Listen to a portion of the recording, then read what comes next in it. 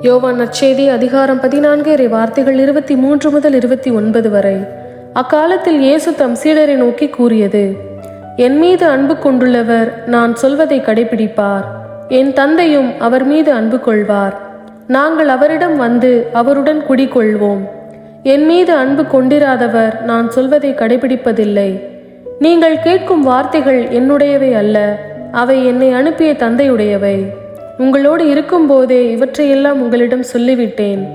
என் பெயரால் தந்தை அனுப்பப் போகிற தூய ஆவியாரின் துணையாளர் உங்களுக்கு அனைத்தையும் கற்றுத்தருவார்.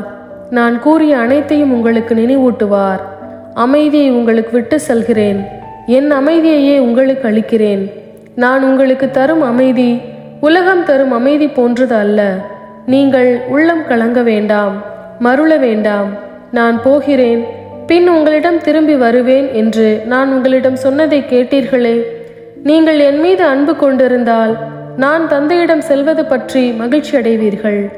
ஏனெனில் தந்தை என்னை விட பெரியவர். இவை நிகழும்போது நீங்கள் நம்புமாறு இப்போதே இவை நிகழும் முன்பே சொல்லிவிட்டேன். இது ஆண்டவரின் அருள்வாக்கு. இறைவா, உமக்கு நன்றி.